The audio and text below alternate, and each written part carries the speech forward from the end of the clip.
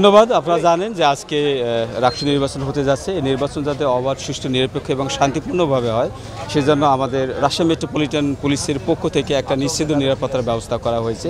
এখন প্রত্যেকটা গেটে আমাদের প্রয়োজনীয় সংখ্যক পুলিশ ফোর্স মোতায়েন করা হয়েছে।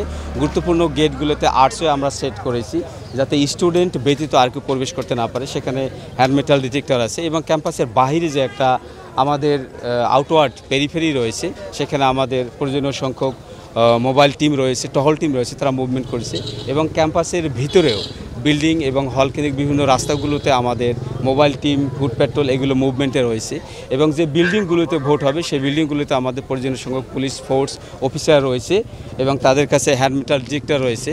আমরা চাই যে একটা অবাধ, সুষ্ঠু, নিরপেক্ষ নির্বাচন হোক এবং ছাত্রছাত্রীরা যাতে শান্তিপূর্ণভাবে তাদের ভোটাধিকার প্রয়োগ করতে পারে, এই কারণে আমরা সচেষ্ট আছি। এই মুহূর্তে পরিবেশ অনেক সুন্দর, অনেক ভালো এবং শান্তিপূর্ণ। আশা করতেছি যে একটা শান্তিপূর্ণ পরিবেশ থেকে এই ভোট গ্রহণ অনুষ্ঠিত হবে। সবার সর্বাত্মক সহযোগিতা রয়েছে এখানে। আমি মোহাম্মদ মমিনুল করিম, ডিসি মতিয়ার বিভাগ, রাজশাহী মেট্রোপলিটন পুলিশ। আপনাদের কত পুলিশ আছে? 2000-এর মতো পুলিশ ফোর্স মোতায়েন।